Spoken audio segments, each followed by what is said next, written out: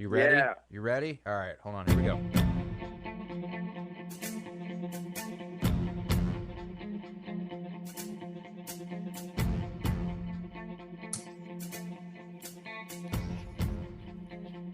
All right, everybody. Welcome to a little bit of a unique edition of the podcast. I'm Jordan Hill. For those who don't know me, I'm with the Opelika-Auburn News. Going with a unique setup with some news today. We're recording on Thursday. We've got Travis L. Brown from the Bryan College Station Eagle. Travis, a little bit of sort of parallels between Auburn and Texas A&M news on Thursday. Zach Calzada is leaving Texas A&M. We knew he had already entered the portal. He's coming to Auburn. What was sort of your reaction, Travis, to the news, and even going back to when he was actually playing at A&M? Your thoughts on Zach and sort of what he was able to do this year at Texas A&M?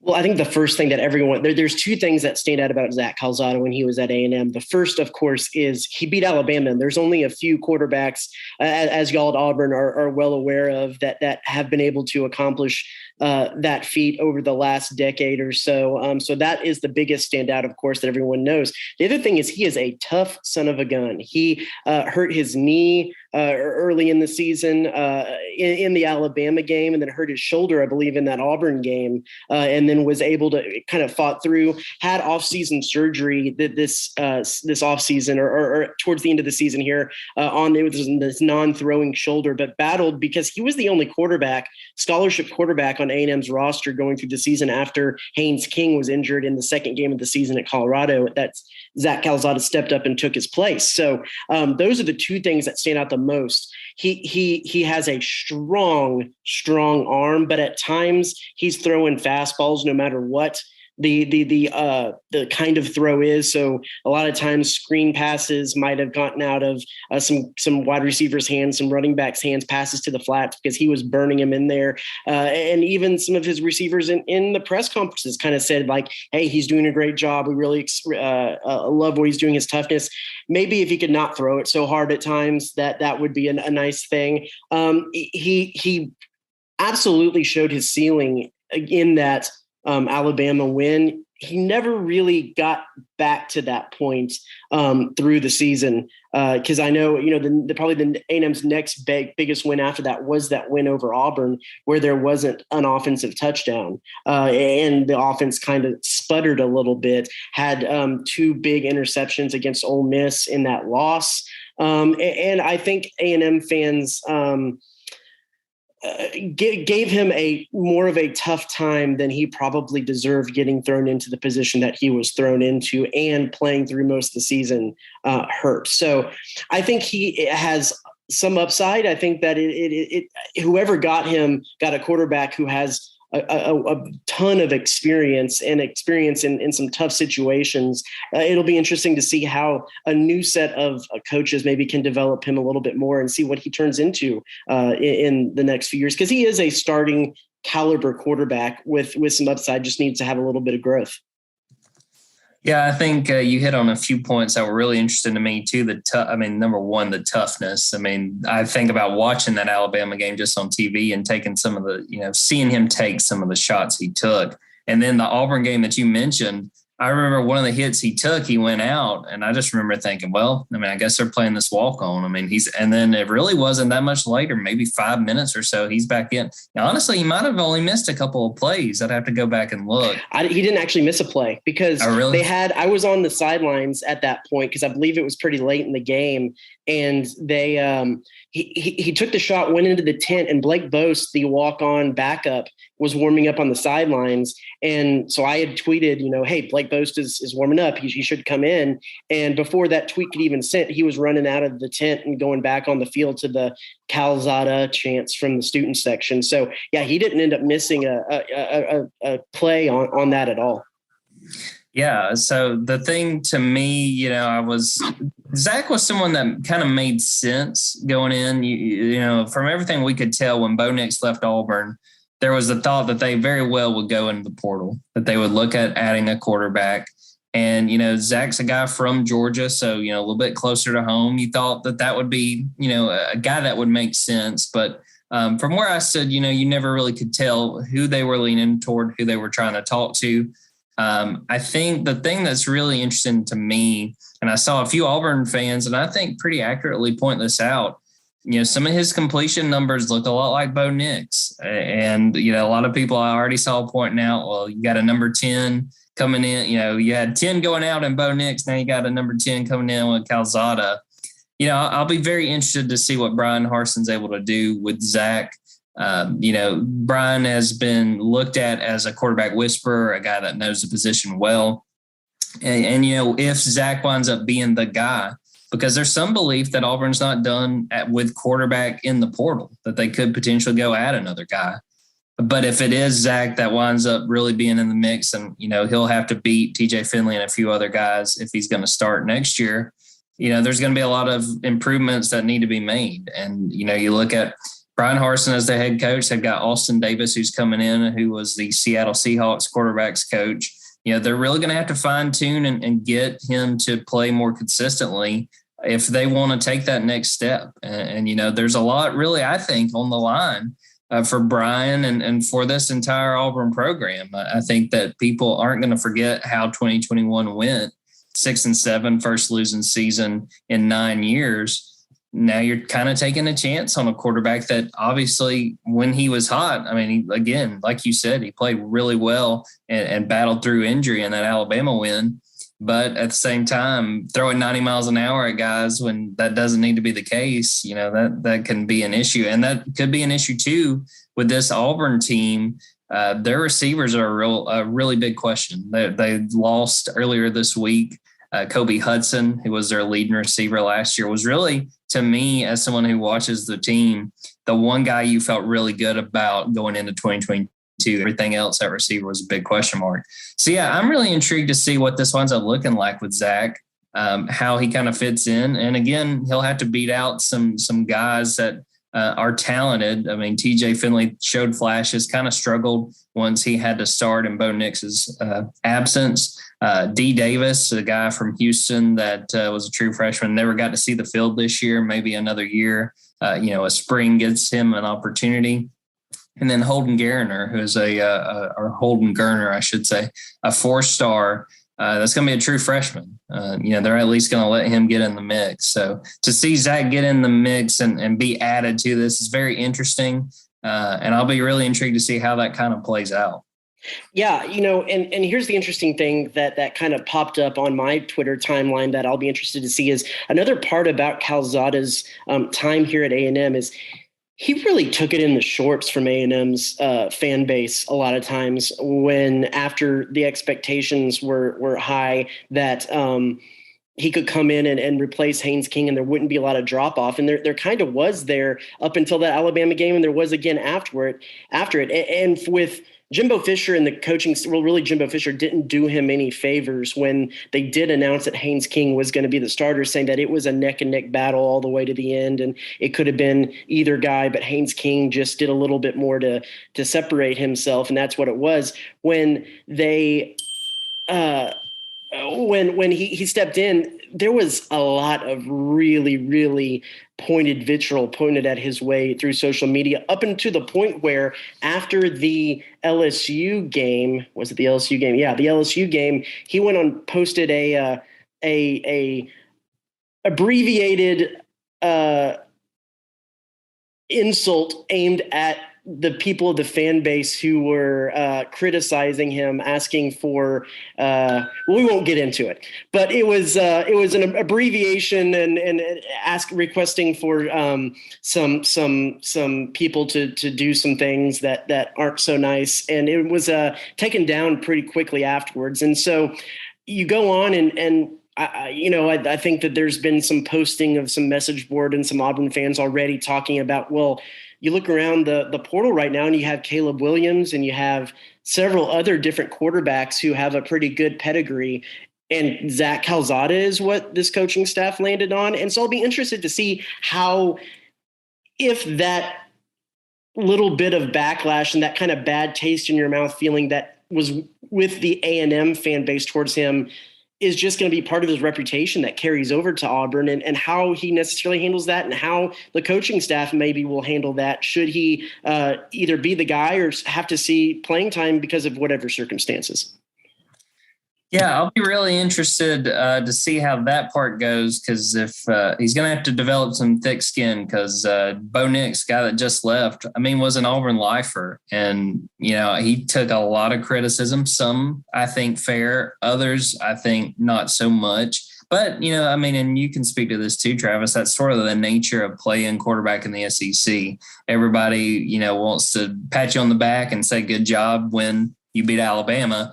And then when things aren't going so well, they want to see the next guy and they say that you're overrated. And, that's just sort of the nature of it, whether that's fair or not.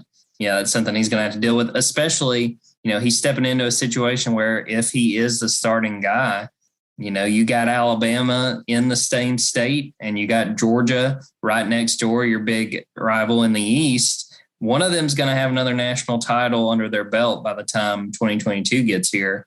It's going to be a lot of pressure on him. I'll be very interested to see just sort of what that looks like and what we get to kind of hear from him in the spring and the coaches and sort of how that all kind of goes, how it comes together his first spring, especially at Auburn.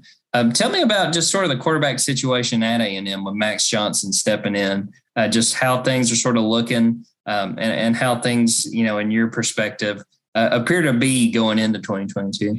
Yeah, this is about as robust of a quarterback room as A&M has had since you could probably go back to the Kyler Murray, Kyle Allen days before all the transfers and see how deep they are at the position group. Because you got to think Haynes King is the leader in the clubhouse, because he won out the position last year before he got hurt, and he's a coach's son from a longstanding high school powerhouse in the state, and has that knowledge. He has the mobility. He can make the throws.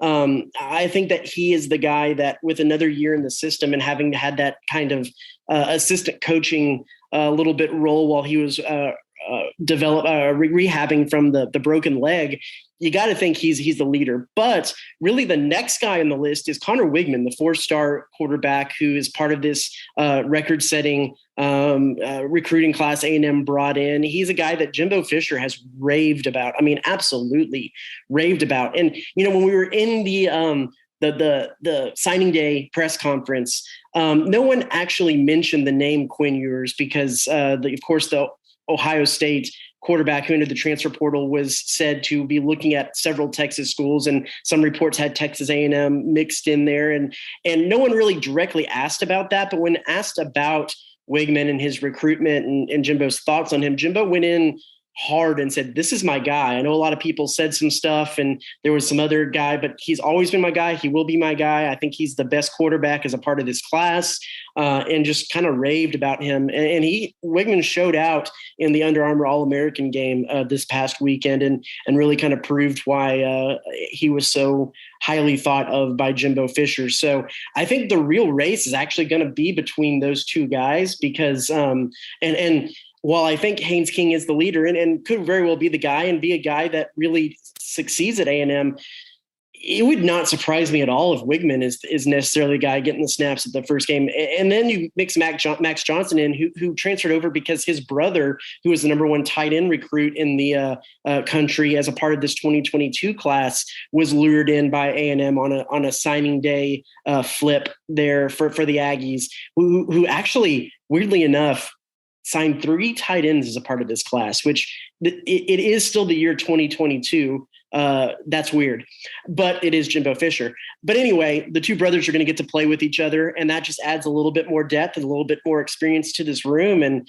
man, like, that is going to be a quarterback battle unlike any I've been a part of in a really long time and covered. And I can't really think of one that was maybe more potent or robust than that in a while. You might could have something to say about that, but man, it's going to be something to follow for the off season and into the fall camp for the Aggies.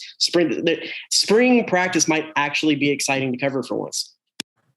Yeah, you got something to talk about. That's a little bit change in how things typically go. And over here with the way it stands right now, to me, it'll be Calzada versus TJ Finley. I think that Demetrius Davis, the guy I talked about that's from North Shore that had a lot of success in high school. I mean, he was a Gus Malzahn recruit. He wound up signing after Gus was fired. you kind of wondered how that fit would work. He never saw the field, even when there were questions leading into the Birmingham Bowl about, well, could we see D on the field? Could we see him getting some playing time? Brian Harsin was kind of coy about it. That didn't really promise anything. Nothing happened. He never saw the field in the loss to Houston. So I think it's going to be Calzada, and I think it's going to be between him and Finley. And again, there's people that think, I would give a shout out to Christian Clemente with Rivals. He seems to think that they may go out another quarterback. Who that's going to be, I don't know. That could be a guy that winds up being sort of the presumptive starter going into 2022. But as it stands, it's probably going to be Calzada and Finley. And again, it'll be interesting going into spring, just like you were saying with the Aggies. There's probably going to be plenty to talk about and plenty to look at. Before we wrap this up, Travis, just kind of give me a lay of the land right now at A&M, not only with football and having that outstanding recruiting class, basketball going on, just sort of what all's going on. And again, kind of a busy start to a new year, but I'm sure that you guys have been all over it. Yeah, I'm going to do the same for you to ask a little bit, at least about Auburn basketball coming up, because I know the Aggies have a big bout with them in February. But yeah, A&M, it's a busy time right now. A&M was able to sign the number one recruiting class in the nation. Maybe some say 247 says the best recruiting class in the modern recruiting era. All of that without having a defensive coordinator, because Mike Elko, of course, went to Duke to take the head coaching job. And they just signed or reportedly are going to sign DJ Durkin this week as the new defensive coordinator. And so with pulling in, I think I just did the count, 15 defensive recruits in a class of 27 total recruits, including the number 2 recruit in the nation, Walter Nolan, a couple of strong defensive linemen.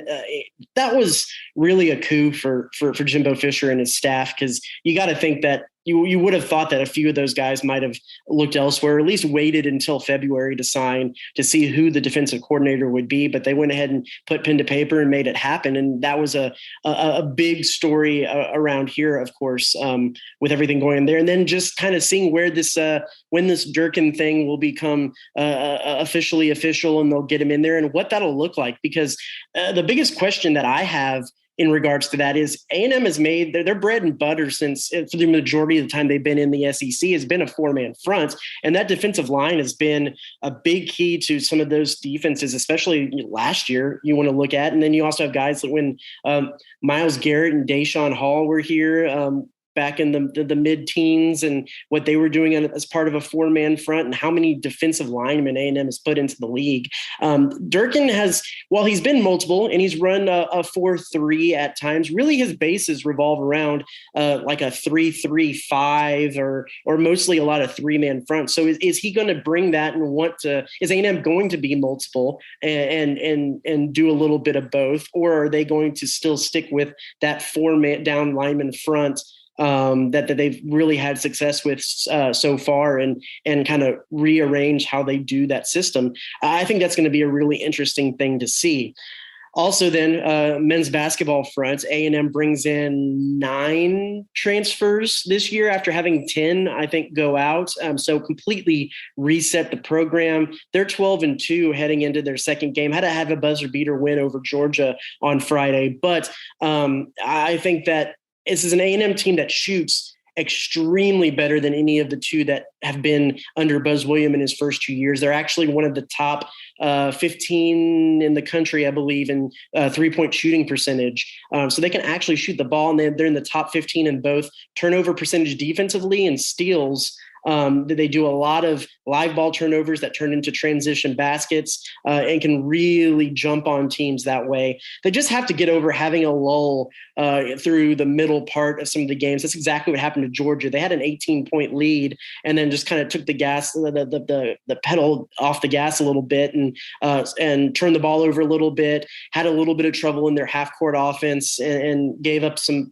points in the paint to Georgia that allowed them to get back into the game. Georgia took its first lead of the game with 5 seconds left, and they need that big Marcus Williams 3-pointer to put it out. I'm really excited about what this A&M team could bring. I think that probably most people, I kind of posed the question to A&M fans, and I think if they did finish middle of the pack, take an NIT bid, that most people would be happy and would see growth in a program that it's been weird because you had a strong start to the Buzz Williams era, and then they go into the SEC tournament that first year, and that gets canceled because of COVID. And then A&M had more games canceled because of a COVID outbreak last year than any team in the country, while having a pretty down year. And it's hard to necessarily measure growth. I think if they get an NIT bid, finish middle of the pack, that would be show signs of growth. And I think that if they continue with this 3-point shooting trend, maybe knock off a few teams,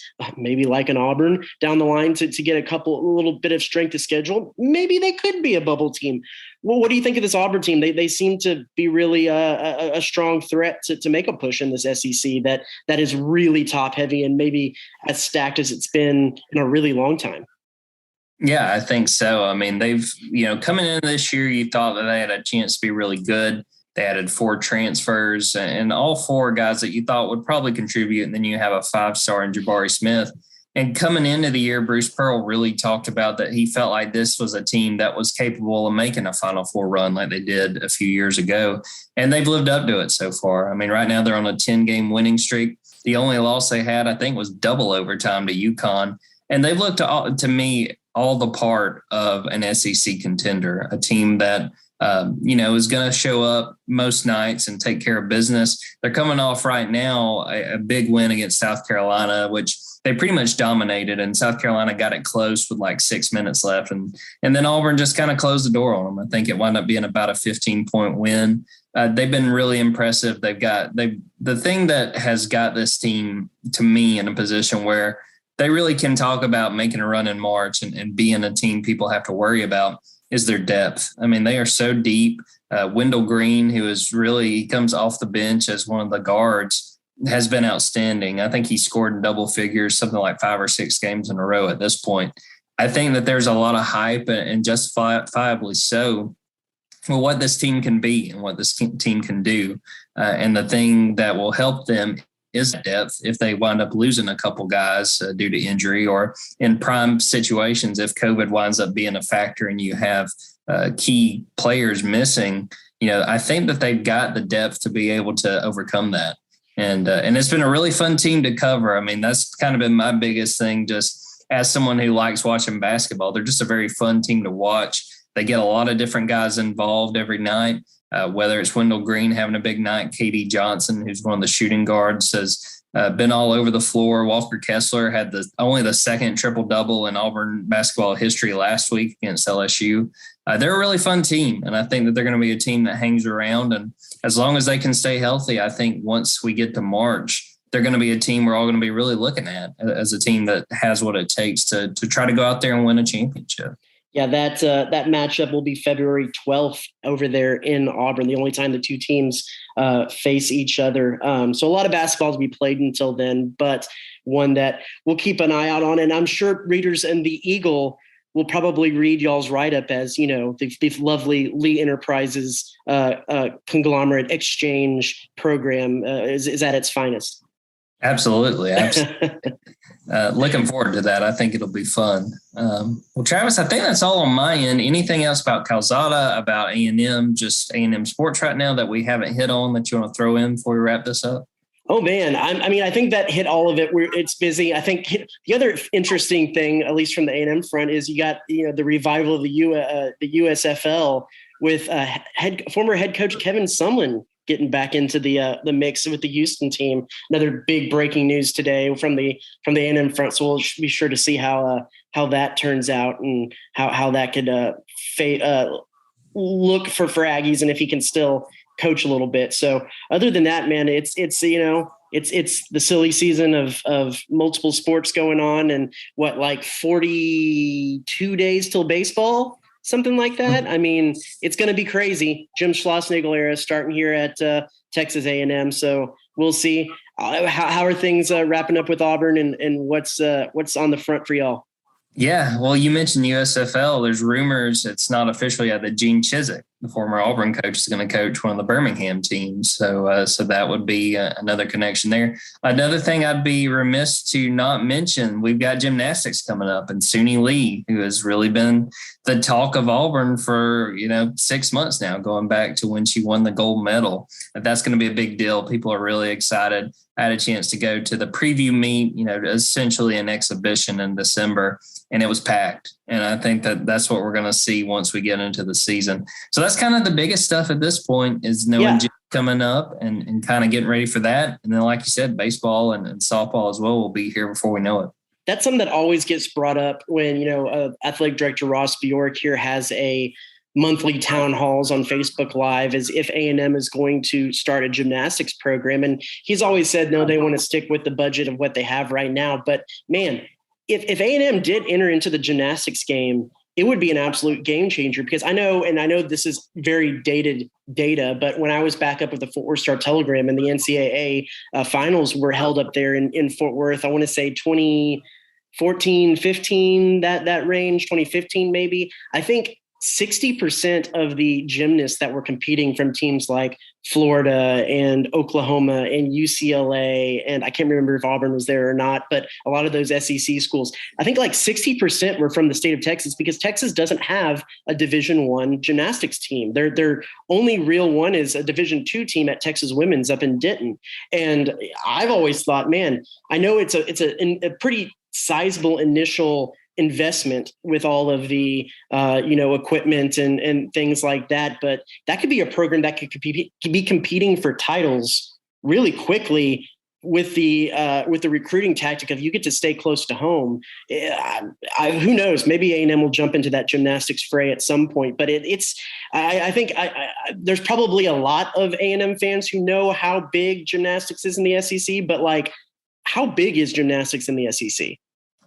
Oh, it's huge. And right now, I think that really Auburn's kind of adding to that surge. I think that people are excited. And that's a big thing, I think, that has so much excitement around Auburn gymnastics is they've got a very good chance at competing on a national level. And everybody likes winners, Travis. Everybody wants, everybody wants to support a winner. And that's what Suni Lee is. And that's what's got so many people so excited. It's just fun. I don't have a ton of experience covering gymnastics, and even just being at that preview meet, I was very entertained by just sort of the atmosphere and how much people are already into it. And yeah, like you were saying, I think, if they can add gymnastics, if A&M has an opportunity at some point too, it would only do good for them and for gymnastics, like you said, in the state. I mean, that'd be a big opportunity they could put together and probably get a whole lot of caliber gymnasts to the school. It all comes down to the balance beam, man. That's what I learned. It all comes down to the balance. How good would your floor routine be? What song? Ooh. What song would your floor routine be to? I mean, if you're at Auburn, like, I know it's not quite like LSU kind of leans into it, but like Eye of the Tiger, I feel like school, something like that. Balance beam would be rough. I'd have to really, really work on some of the. I think beam would be my worst. I'm not very good on the balance. What would your go-to event? Well, if we're sticking to this like team related thing, I mean, I think you'd have to do a floor routine to like God Bless Texas, right? Like you have to just lean heavy into that, or you could do some as what happens at Kyle Field now because of this thing, and it kind of is a little cringeworthy, the air fiddle with if you're going to play in Texas. There's nothing really more awkward than like dudes wearing overalls playing air fiddle. So, maybe that could be incorporated into it somehow.